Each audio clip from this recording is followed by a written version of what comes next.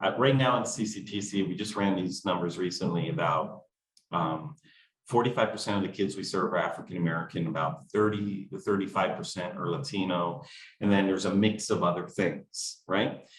And then, we ran the staff numbers, and about 43% of the staff are African-American, and about 30% are Latino. And I'm like, it was like a proud moment to see kind of those numbers, how they played out. However, we're not doing as well, even though we have a pretty diverse leadership team. It's not as diverse as we'd like it to be. And so that's kind of where our efforts are now, is really thinking about how to think about a very big focus on management as part of our DEI work. But we're probably still better than most, as I'm going to guess, agencies. Now, why has this always been important to us? Because we didn't achieve this last week, right? This has been going on for years. I do think that, when you go back to in this trauma-informed conversation and DEI are highly connected for us.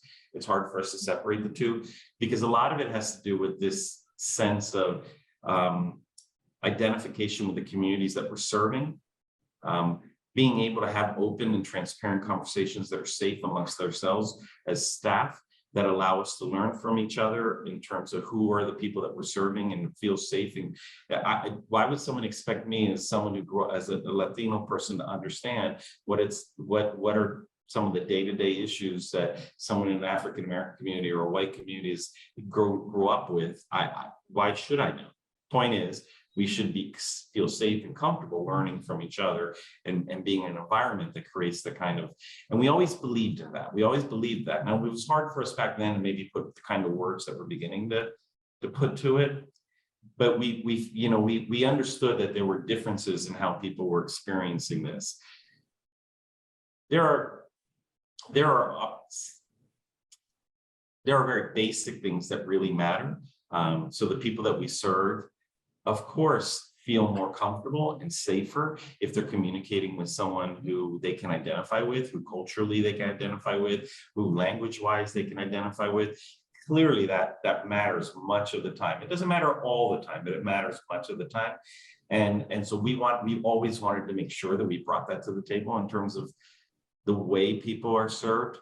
What really entered more importantly into the conversation, I would say, I'm going to tell you a story from the previous place I was at CPC, what's become more of a definer these days for us has become the issue of really words like privilege and helping people understand what that means.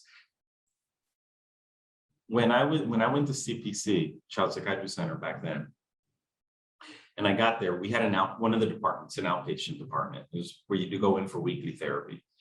There were 25 therapists. Of the 25, 23 were white, 2 were African-American, but 85% of the clients were Latino. So I get in there, and it's not the first thing I did, because people got to get to know you a little bit before you jump in. But at some point I started to jump into the topic, like, this is not okay. What's going on here? And by the way, the woman who was running the program, lovely. She was this older woman. She'd been mugged 3 times walking to the train station, and she kept coming anyway. Every new staff person she hired, she would take them on a tour of Eastern North Philly, Gurney Street, down that area, so that they would see what they were getting into. So she really, really was invested and passionate, cared about what she was doing.